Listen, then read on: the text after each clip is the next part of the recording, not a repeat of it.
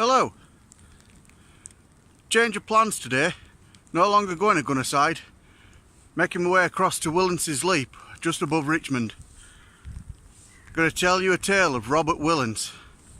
He was a wealthy draper who took a tumble off the Whitcliffe Scar. I'll tell you about it in a bit. But there's a song written about him. Goes a bit like this.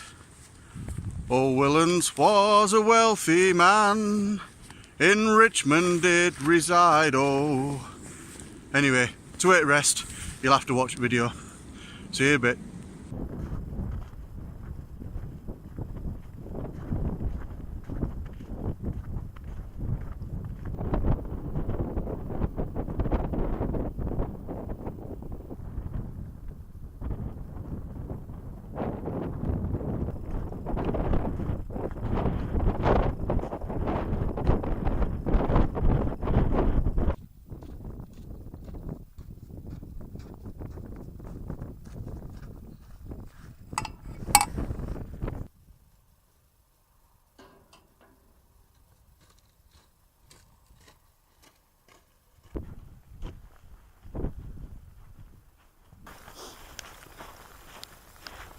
Now then, as you can maybe tell, it's snowing and plans have all changed. Today I was actually going up to Gunnerside Gill, going to do a wild camp tonight with a friend of mine, but with this weather that we're expecting over the next couple of days, we decided to err on the side of caution, so therefore we've put that plan on the back burner for now. And we're going to do that another time. So in the meantime, still to get out, I've decided to come and do a lesser walk. And I say lesser purely by distance, not by beauty and not by extremes.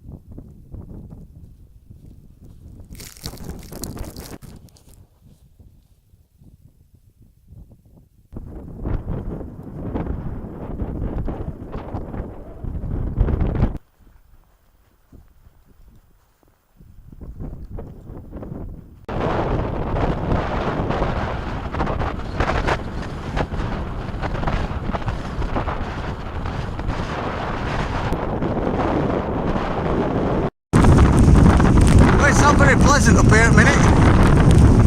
Hopefully they'll just blow off in a minute. That's where it's all blowing from up there.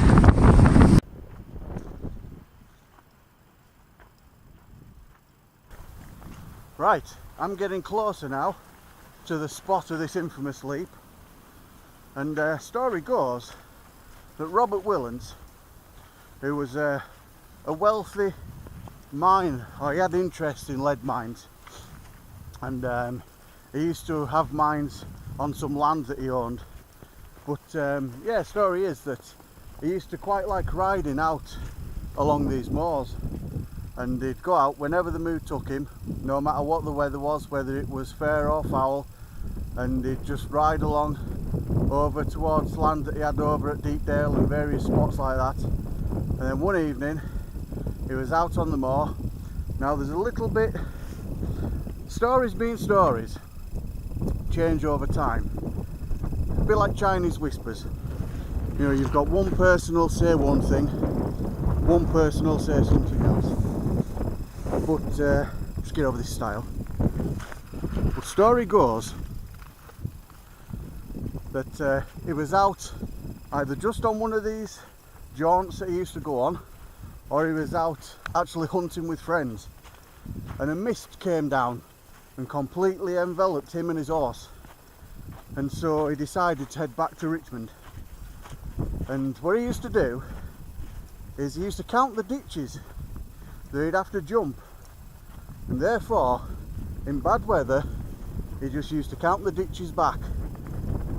But this night they don't know exactly what happened, whether he just miscalculated or whether, because he was on a young mare, whether she just spooked in the fog and just went off the edge of the Whitcliffe Scar, which as the OS contours show it, it's about 212 foot straight down. And this mare jumped off there one night with him in the mist, completely over the edge, couldn't see where they were going, and they just landed at the bottom. Now, Robert Willance survived this fall. His mare, however, didn't. She wasn't so lucky. But Robert had a badly broken leg, and obviously with the weather being as it was, you know, all the fog round, a bitterly cold winter's night, he decided that he wouldn't be found until morning, because nobody had sent a search party. So what he did, thinking to himself that if he didn't act, he would surely not survive the night, so he took his knife and he slit open the belly of his mare, and he put his broken leg inside it, and the heat from the horse actually kept him alive all through the night, when he was found the following morning, where he was carried back to Richmond. Now unfortunately, even though he'd done that to his leg couldn't be saved and had to be amputated. Now Robert lived in a house at the back of St Mary's Church, which is in the town, and so he had a gate put through his back wall leading into the churchyard, and his leg, we're actually at the spot, look, but I'll tell you a bit about that in a second, I'll show you that. And yeah, so what they did is they took his leg in a casket through this gateway that they'd made, and they buried it in the churchyard. And that was that basically. Robert made a full recovery, and then 2 years later, in 1608, he became the first alderman of Richmond. Now if you don't know, an alderman's pretty much a modern day mayor. And yeah, he became the first alderman of Richmond, and he lived on another 10 years or so. And when Robert died in 1616, he was actually taken through the gateway at the back of his house into the churchyard, where his leg was actually dug up and it was placed inside the casket with his body, and therefore reunited 10 years later. And so yeah, he's still buried in the churchyard there. And being the good-hearted, kind man that he was, he left all his wealth to the poor folks of Richmond, and with that he actually left monies for illegitimate children, both to their separate mothers. He left money to his wife and his relatives as well, and to the aldermen of Richmond and the burgesses he left a loving cup, which is actually still available to see in the Green Howards Museum in the centre of town there. But, yeah, you have a look now. This weather's certainly changed. That's the outfit there, look.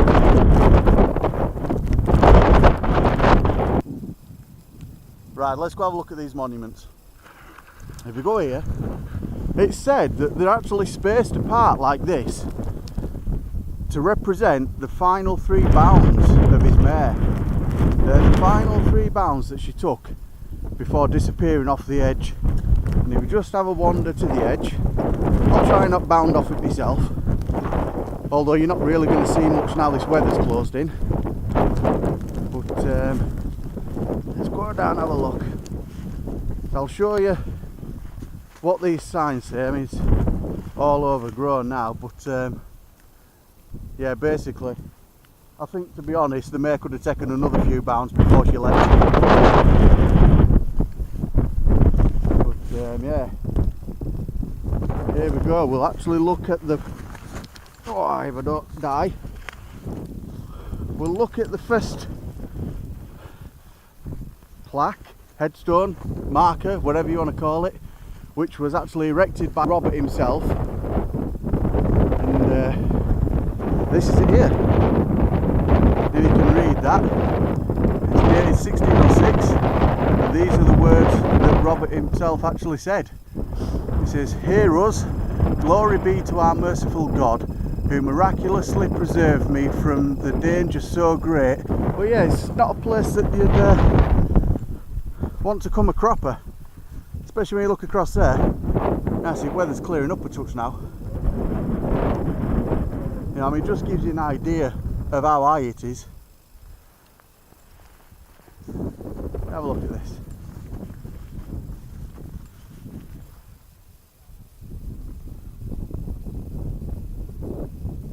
That's another one from another mare in 1906.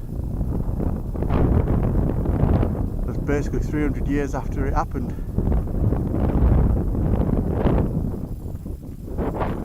An obelisk.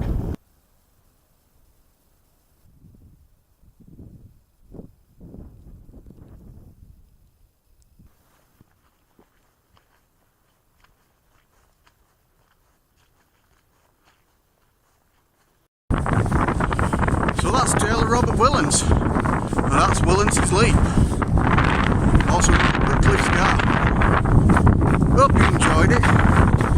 Until next time, have fun.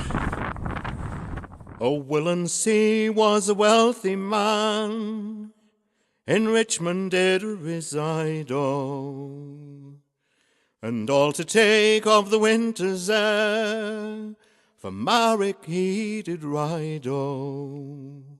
And ere the priory was into view, is headed back for town, oh. And on the top of the Whitcliffe Scar, the mist comes clouding down, oh. He's picked his way all through the mist, and as he heads for home, oh, there's many a stream, aye, and ditch to cross along the way he's come, oh. And when he's come to the first bank side, "Go well, me mare," says he, oh.